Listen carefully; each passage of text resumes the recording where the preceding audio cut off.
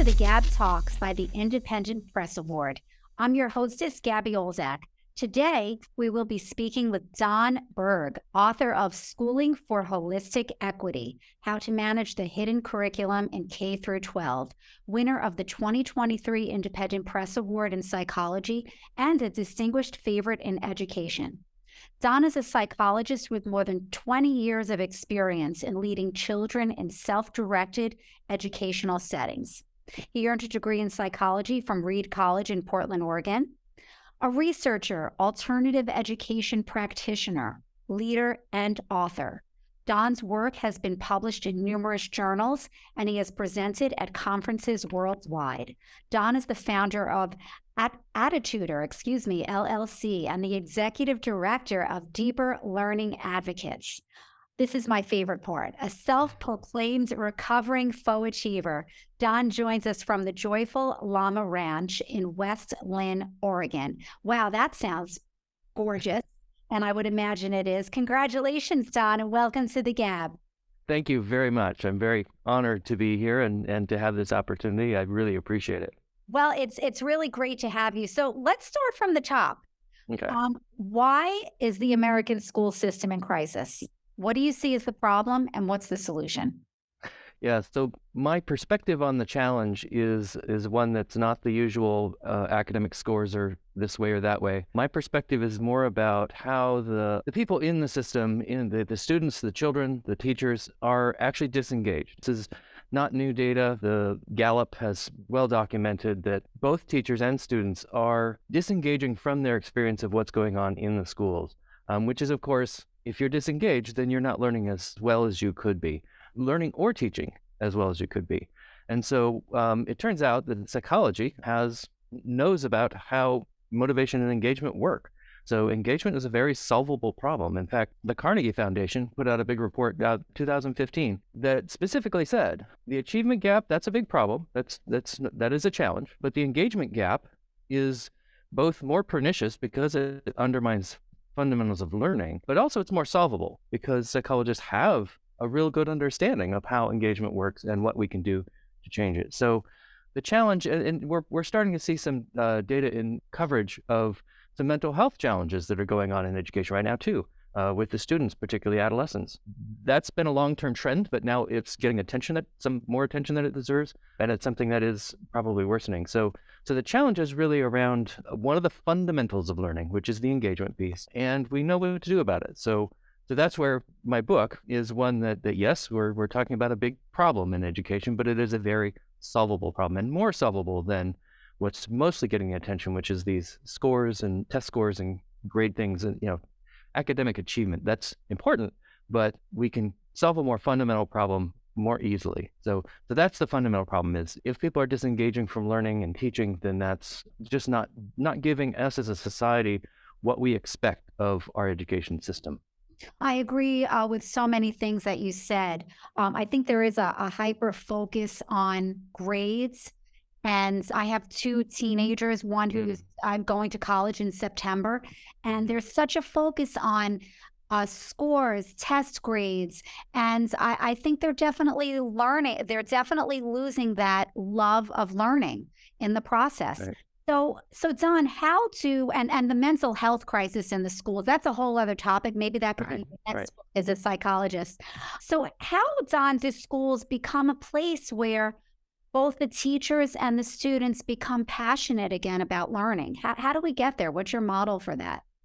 So the key thing, first of all, is it's not something that the teachers and the students themselves are going to solve alone. They're the ones who are being disengaged, but they're not the ones who shoulder the responsibility for solving it. The responsibility lies with the policymakers, with people at higher levels, and policy occurs at principals set some policies, but this district, the state, there's different levels of policy that are going on here. It's what I call the hidden curriculum. So that's that piece in the subtitle. Is the hidden curriculum is something that we have known for 100 years. That is, John Dewey mentioned it in one of his books many years ago, not by name, but he was getting at the idea. And what is it? So the hidden curriculum is this piece, it's where brains interact with policies to create limitations in classrooms. That's really what this hidden curriculum is. And so we need to shift those policies. Now, part of the way we need to do that is we're a society that just loves data. And it is a good thing, but you need the right data. And that's one of the challenges we have, is that we've been focused on this academic data, which I said is important, but you need to focus on some more fundamentals in how that data is being produced. If you're producing data that is a little bit off, you're navigating in an inaccurate way. So, it only takes a 1% deviation. If you're going from Portland, Oregon, where I am, to Hawaii, 1% deviation puts you hundreds of miles off course if you're, Right. Going down the road. So we need to get those fundamentals of the psychology of learning put into policy. So that's the real key. In the book, I do have a policy proposal that basically acknowledges what psychologists have been saying for decades, is that there's some fundamental aspects of learning that are dependent on basically just psychological needs. So in fact, if I can interrupt you, we're all familiar with the model back to basics, the traditional one. Oh, right. Yeah, Writing and arithmetic. This sounds like you were going to start speaking about your holistic back to basics. Right. You said the academic is important, but being human in school is also. So tell us about that and how it ties in. Yeah, exactly. So that's the strategic plan, is what I call Back to Basics 2.0. Now, Back to Basics 1.0, which was really those 3 R's you mentioned, but it's also kind of strict obedience to the teacher in the classroom and no nonsense, no frilly things. And part of the problem is that the way that's usually understood is as if the psychological stuff is not important. So it focuses on academics. Now, like I said, that's important, but you need to have some prerequisites in place first. And that's where I get to my Back to Basics 2.0. Is the Back to Basics 2.0 is really the enabling the school to set up an environment in which Back to Basics 1.0 could be effective. That's an interesting question. I don't know if it'll be or not, but it certainly makes sense. But first you have to have the 3-part Back to Basics 2.0 is first teach governance before academics. And actually, teachers already do this. They just don't have the emphasis on it that it needs. So governance, like when the teacher says on the first day of school, what are the rules in our classroom, or says here, these are the rules. Either way, either the kids decide or the teacher, someone has to decide, what are the rules? What are our expectations? What are we doing together? The problem is that if that's limited just to the first day and then we just go on, don't involve the kids in figuring out how to work with that. Either they make the rules or they figure out how they're going to work with those rules. So that's the first piece, is really emphasizing governance before academics so that the academics can then be facilitated. If you look at really high-performing teachers like Rafe Esquith in Los Angeles, I think, he was recognized. He's had a documentary film made about him. He's actually been pushed out, like a lot of teachers who get movies made about them get pushed out of systems. But the important thing is he has had a long career in the public schools. And what he emphasized was getting kids online, and then you can do amazing things. You invest in the beginning in these governance pieces, and then you can really take them far once you get going. The second part, Don, you have it. I want to just bring back to this. You have an interesting background. You ran a micro school in the 90s. That's from right. what I understand, long before it was fashionable. And in fact, in your micro school, you said that the decisions were made by consensus, which is what you're saying. The teachers can have that governance the first day, but if you don't continue with that, it becomes a challenge. But in your micro school, you said that there was a consensus. So how did you do that? So first of all, the context in which I was working, homeschooling other people's kids, was very different. So I had a smaller group of kids, and we had the freedom to explore the community. So a lot of it was emphasizing I had them making decisions every day, important decisions for them about what should we do, how should we do it. Mm-hmm. We would do things like go to the library, go to the parks, go to the museums. We had a lot of opportunities in our community every day. That's just one way of organizing it. Classroom teachers can do it. They may not have as many options, but they can still help the kids make choices. And the key thing here is that these are choices that are important to the kids. Is not any arbitrary choice is going to be psychologically supportive. It has to be the choice that they value, that they find really important. So you can start to, and particularly at younger ages, it's really easy to say, okay, well, let's figure something out. It could be within the context of an assignment, just how are you going to do this work? Or it can be, what work should we be doing? What should we focus on? And it can work either way. The challenge is really how can I make sure that I'm giving them participation opportunities that are meaningful to them? And then using that to then move forward with, if you teachers sometimes have to do academic stuff, then go ahead and do that. But make sure that you're including them in some way so that they feel like, oh, okay, who I am is really valued, because that's one of the psychological needs is relatedness, also autonomy. So both making choices and making sure that there's a relationship within which those choices are being made. How do you know what is important to that child? Listen to the child is important. Right. Which Um, we don't do often enough. That's right. That's right. And it's hard when you're in a classroom. I have done some classroom teaching, so it's not in a formal classroom in the same way that classroom teachers are today. But I have done large group of stuff, so it is more challenging. But that's why governance also can be thought of as building those relationships. How are you really ensuring that those kids are being heard in some way, making sure that they have participation opportunities? Kids will respond to the opportunity to participate, even if it doesn't go their way. They appreciate the fact that they can participate, so that they fit together. Right. Right, like a puzzle. So you Right, seem right. to be you've championed schools that you admit are the margins of the schooling industry. I think examples that you use are movies based on true stories that we've probably all seen, Yeah, Dangerous yeah. Minds, Freedom Writers, and you see these relationships develop in these schools. Tell us about that and the importance of it. Yeah, actually, so really, in my way of thinking about those Hollywood movies, is there's one thing that Hollywood gets that actually the school system doesn't seem to, and that is that it is largely starts with relationships. Now, the teachers themselves will get it, but this is the way the system is organized. You break up a relationship every year. Like, why would you do that? That Right. doesn't help. You Exactly. know, Yeah. so that's one of the ways that these movies get it right. Is it's built first on a relationship, and then you develop the expectations that'll take them further. Like you Mhm. push the kids. So this is one of the things, the ironies of the way that a lot of education politics run is you have sort of conservatives who want education conservatives, which can be distinct from other kinds of conservatism, but they want the strict obedience, and they want the teachers to focus on what the content that needs to be taught. And then you have the progressives who are like, oh no, but this can be really unfair to certain kids. It can be a real challenge in ways that are deeper. They're both right. And that's the irony of it, is that they both have an element of what is right, and so we need to figure out how do they actually work together. And that's the emphasis. You need to get them into this context where they're really the schools that I actually champion are ones that are radically different in the sense that they have the kids making choices every day, like I did, but they have it in a large group, like kids, a couple of hundred kids together, making choices, defining the rules, and then enforcing those rules as well. So they're both defining and enforcing those rules.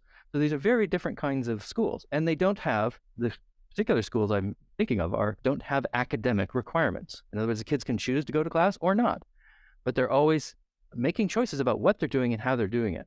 And Okay, they that's do learn to read, and they do learn the math, and they don't know those things. okay. So it's not like they're not handicapped by this. They actually discover that they can make decisions. And kids actually are smart.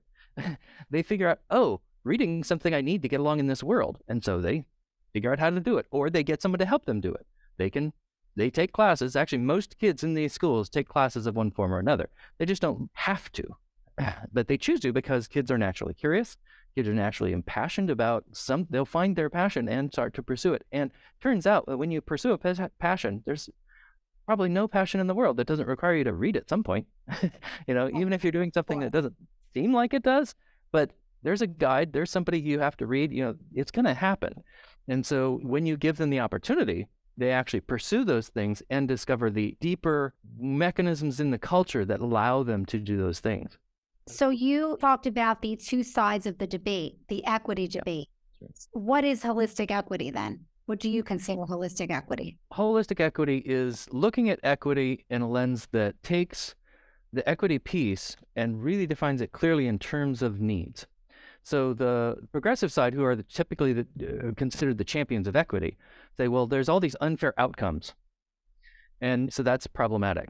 Which, okay, that's fine. But then the conservative side says, well, wait, if you use academics or outcomes as the sole means of holding people accountable, then you run into all kinds of problems. And they're right.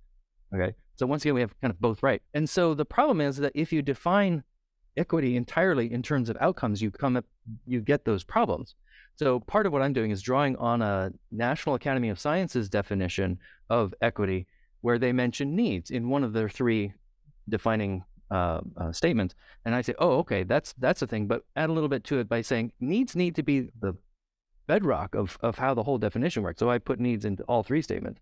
But if you define it clearly in terms of needs, particularly the ones that are scientifically validated needs, the needs for, the psychological needs I mentioned, but, air, water, food, shelter, those things, and the psychological needs, then you have something very clear that you can use for accountability that doesn't have the problems of vague outcome-oriented things. Is you will change those outcomes, but you're ensuring that there's a good, solid, objective foundation for how you're going to proceed, for accountability and for how you're progressing. So that's really where it comes down, is if you define it in terms of scientifically defined needs, then holistically, you end up getting at these different levels. So holistic means multi-level. So you have to think about not just the individual, but also the school, the group, and the society. But when you think about all those levels, it has to start with an individual getting their needs met. And then that individual is going to contribute more to their group, to their society, by having their needs met. That's what the psychology says, is that, when we observe humans, it turns out that when you meet their needs, they are really into contributing to their society. It's not an individualistic view. That's why it's holistic. It's not just, what's unfair to me, it's what works together. And so that's a bigger picture on equity, but it's bringing it into a more precise definition that can then be more useful as a society. So, John, you've said that your goal is to make deeper learning become the norm, not That's the right. exception. Yep. So folks that are listening to you right now, the leaders in the industry that you are speaking to, the educators, the principals, the policymakers, in a sentence or two, how can they get started? Like you said, Hollywood has it down. How do we get started? Right. Yeah. Well, the first thing, just the policymakers need to start thinking about how do you get needs recognized as this foundation to learning.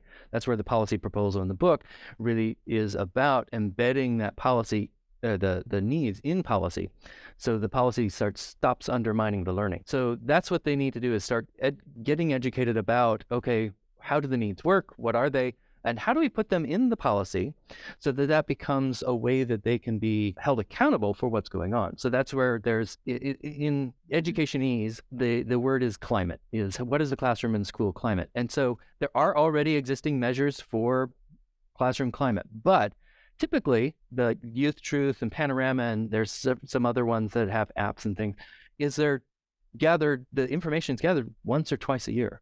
And it's like, well, teachers need a little more information than that. If you're adjusting once a year and you're changing your class every year, they're like, that's not really actually that helpful. So one of the things I've developed recently after writing the book was a climate measure that's actually formative instead of summative. So it's something that teachers can use. They can measure it 1 week, and 2 weeks make some changes based on that, and then 2 weeks later take another measure and see, okay, what's going on. So that is available on my website, holisticequity.org. It's called a climate tool. And so if they can start to really focus on ensuring that the children, like teachers, can actually just go in and say, okay, let's make sure the children's needs are being satisfied. And principals can do this with their staffs as well. Same instrument would work both ways. Really getting a data stream in place. So that's where the policy comes in, is yes, I have a tool that teachers can use independent of, kind of a policy. But if the policy's not there, then that's not going to have the systemic effect that we want. We need to have the policy in place that, one, acknowledges needs as crucial to learning, and then two, enabling data to be collected about how those needs are being satisfied, empowering teachers and principals to start to make changes to how their school works to better support those needs. Don, have you heard any feedback from policymakers, educators about the plans in your book? And so this is a brand new thing. So it's actually I get feedback a little bit because it's really interesting. Policymakers, it's really interesting to. I go to conferences and present at conferences quite often, and so I was at a state boards of education conference, and it's funny because part of the way I wrote the book was assuming that a lot of challenges was at that level, and I go to talk to board members, and they're saying, it's not us. It's, and they point to another level. Of course. And that's the irony of it, is that this is where the hidden curriculum, it's a hidden piece, is there are enlightened people, so to speak, everywhere in the system. However, they have challenges in ways that it really is not easy to do the right thing. And that's a big challenge. And so that's part of how we have to shape policy, to begin to say, okay, we need to acknowledge some of the basic things, because all the well-intended humans are trying to do better, but we need to align them with a more precise understanding of what those foundations of learning are and how to better support them. And that's going to take both top-down and bottom-up efforts to really make the change happen. For sure. I had an experience with my older son. He actually, and I'm sure you're familiar with this term, Don, he looped a couple of times with a teacher. Yep. So, and that goes back into you're establishing these relationships with students, which are creating a more passionate environment, but then you abruptly stop and they have to start all over again. So the looping was fantastic for him because he continued with this same teacher over the course of 2 years. Exactly. So, but there are challenges with that, challenges coming from policymakers that don't want to do that. Yeah, exactly.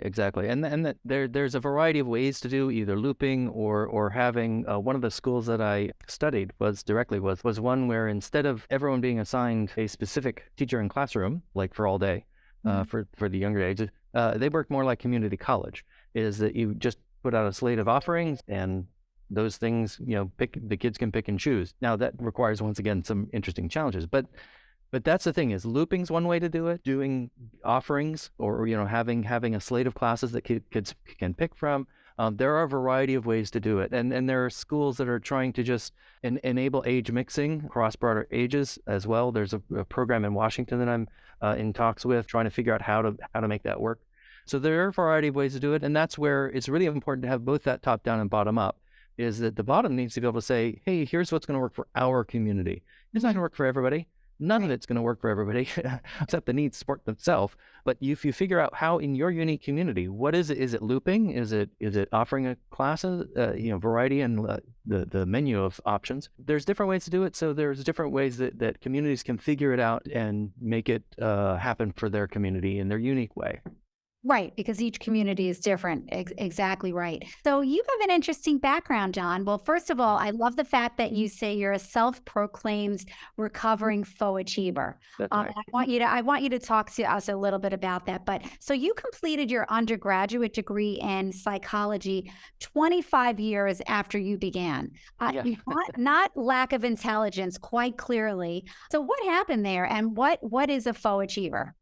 So fauxachievement is the process of doing what needs to be done to get the grade, but not actually learning it, not retaining, not mastering the lessons that were actually taught. So just rote memorization, for example. Well, it can be rote memorization. That's one way to do it. Okay. I'm terrible at rote memorization, so that was not how I achieved fake achievement. Okay. For me, it was I would pay attention enough to I figured it out when there was this math class that I had. I had Mr. Schuster. This is at Long Beach Polytechnic High School in the 80s. Mr. Schuster, I learned I learned enough to pass his test. But the next year, I was taking the assessment at the beginning of the year with my new math teacher, and I failed it so utterly and completely. My teacher was just like, threw up her hands and was like, I have no idea what. I can't teach you 2 years at once. Now it turns out that I had taken the SAT the prior year at the end of my year with Mr. Schuster, and didn't do as well as I wanted to. So I was determined to take it again in December, because that was the next time it was offered. So I had taken this assessment, and she said, okay, and she handed me SAT preparation manuals. And said, just do, and so I was in class, independent study. I was studying how to take the SAT. Right. While all my classmates were actually studying math. Now, it's interesting because so SAT has English and math, right? So when you take that, you would think that being instructed in English during that time, I would have learned more about English. So my English score should have improved more than my math score, because I was actually being instructed in English. But I got more than twice as much improvement on my math score without studying math, because I don't know if you know, but SAT preparation manuals do not teach you math.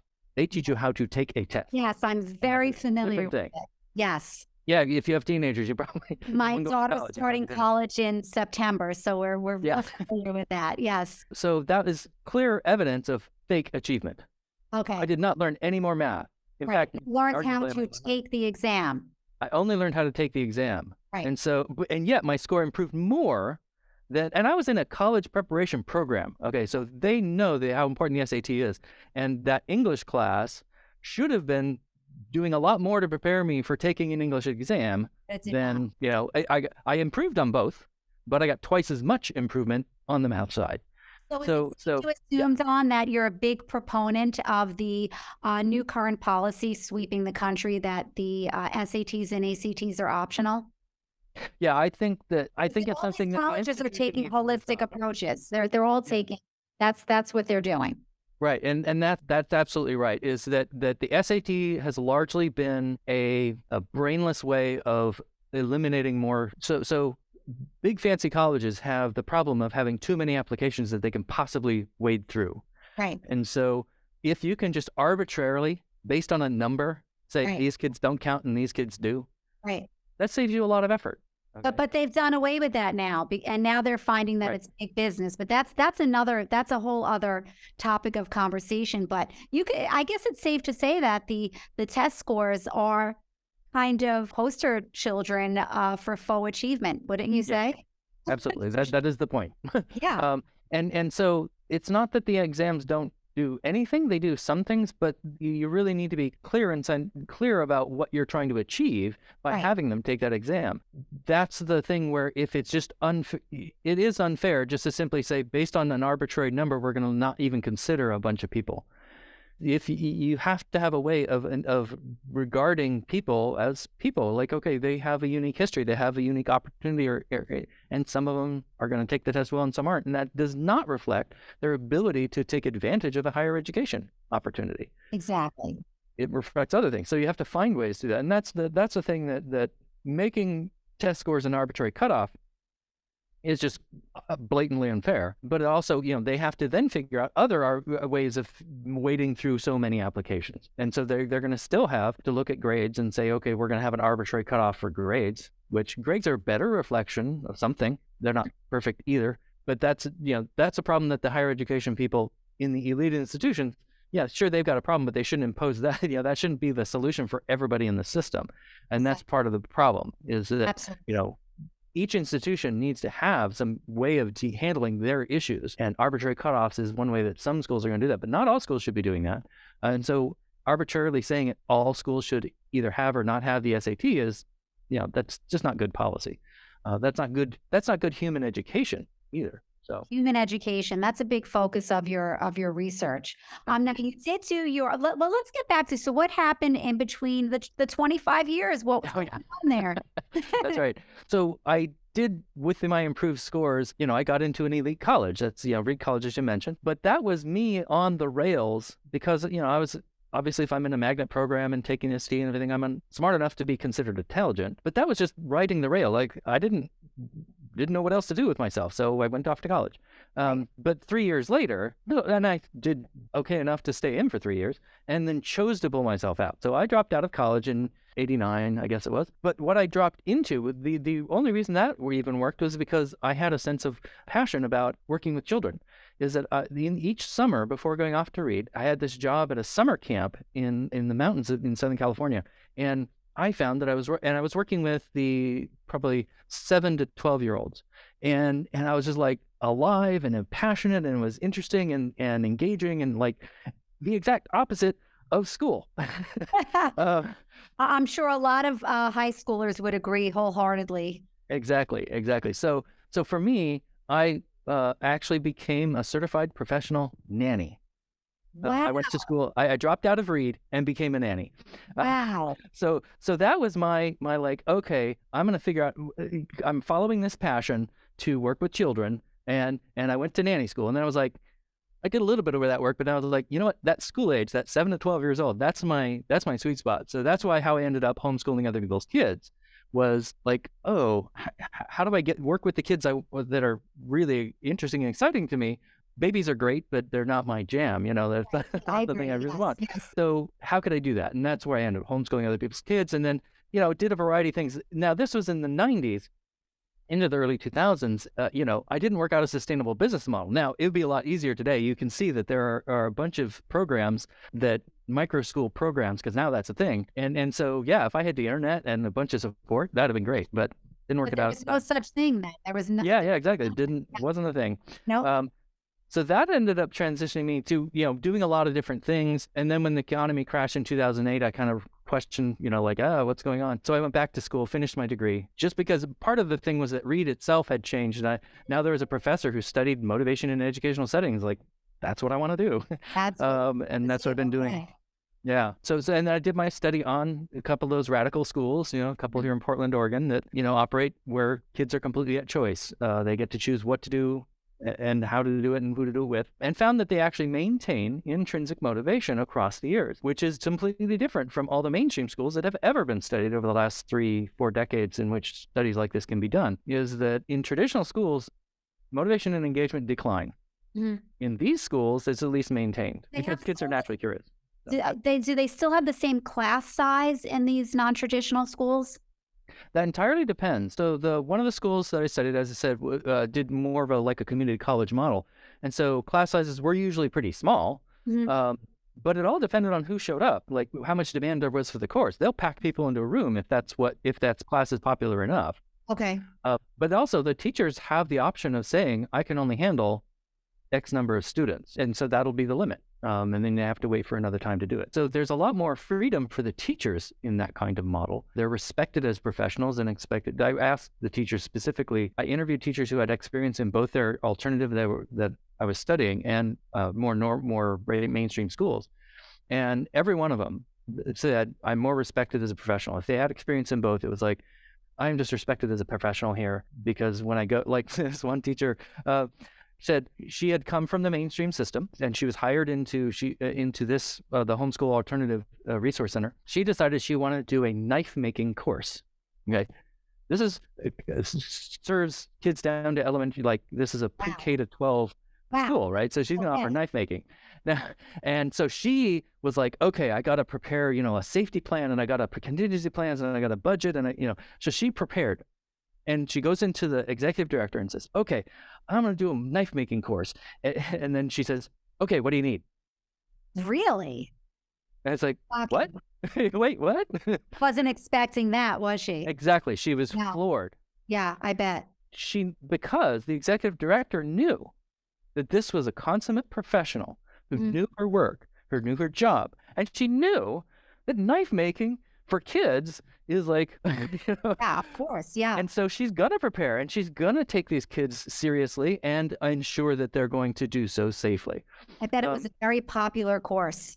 Yeah, actually don't know how well it did, but yes, I know that she as a teacher was there for many years. I think she's moved on from them now, but I still follow her on Facebook. It's one of those things where, yeah, the demand for classes can really alter the dynamics, but that's also an interesting piece of it too. Is like if you're offering something and kids find it boring, they're not going to come back. So No, you're not for going to have sure. to show up. And so when we talk about school choice, it's like, yes, there's an important piece for parents, but let's think about kids making choices in school and of what classes to take and things like that. So Yeah, that's because if they interesting too. choose something they're interested in, they'll be successful in it. Absolutely. Yeah. You know, Or they'll realize that they have challenges and limitations and seek out help. right. Well, They're not dumb.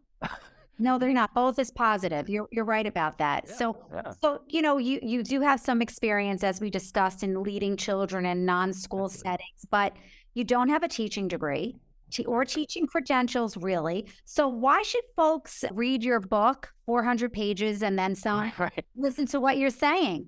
That's an So investment. yeah, it is an investment. The reason is basically comes down to I did study what I'm offering is psychology, Mhm, not pedagogy.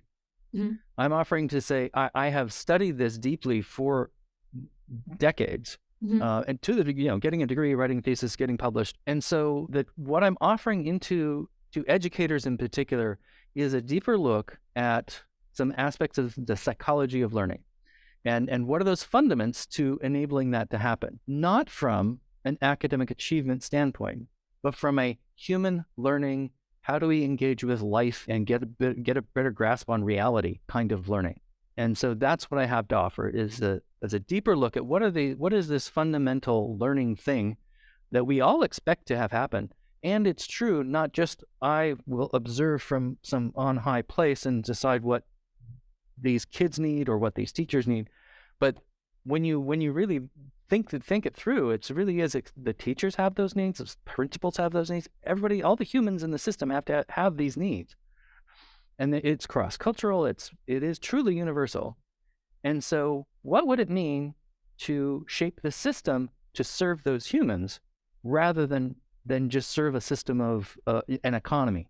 We're more than our economy. We are humans with bigger pictures. Like there's more to us than our loyalties to a party or our loyalties to a country or our loyalties to a school or our loyalties to our mascot or a football team. There's a lot more going on in schooling and education. And so how do we encompass that wholeness? And that's the holistic part as well. How do we think about all those things and honor people for where they're at, in addition to holding high expectations for where they're going? Well, that's important, is where they're going. We're shaping that now, aren't we, as educators? Right. It's a fantastic book, and I highly recommend it to all the folks out there who are listening. Don, what's the most important lesson you've learned in life? So I think it really is recognizing the humanity of another, really looking out and seeing, who is this person? A lot of my study stuff goes into universal needs, like we're all the same in some ways. But that's true, but it's not what makes us who we are. What makes us is how do we meet those needs? Like if I look at you as someone who has autonomy, well, your autonomy is going to express itself in putting together a book award. Like, wow, you must really be committed to literature, way more than I am. Yes. I'm committed to psychology, and I had to write a book to do it. But that's really like, okay, our worlds meet in some way. And that's true of every human being, is our worlds meet in some way. We don't necessarily know how and why, but somehow our worlds overlap. And if I can look out and see and see this other person as, wow, you're amazing because you're doing something that I would never do. And that's true for a lot of people. For everyone else except me. Well, Don, you're amazing. And your website is chock full of information. I mean, there is so much in it and so much to learn about and so much to listen to and to read. And I see you have it up there, holisticequity.org. So is that where folks can learn all about you and all about your book? Yes. And like I said, I have tools up there for the teachers to be able to do formative assessment on their climate and lots of other things too. There's videos on almost every page because I really want to share my passion and my interest in how people are in the world.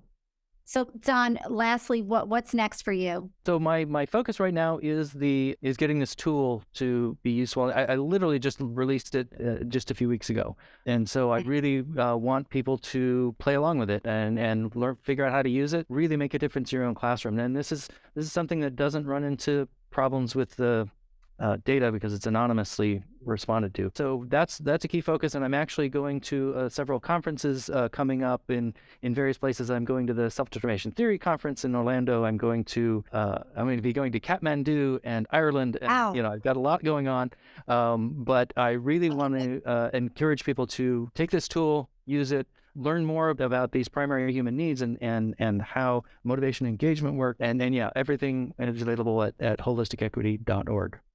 Well, looking forward to hearing the feedback that you get from folks looking at the tool and utilizing it. And Don, your work is so important and eye-opening. Thank you so much for joining us today. It was really a pleasure. Thank you. Thank you. So next time on the GAB Talks, we will be speaking with Steve Procco, author of Rebel Correspondent. This is your hostess, Gabby Olzak. Until we meet again, keep on reading.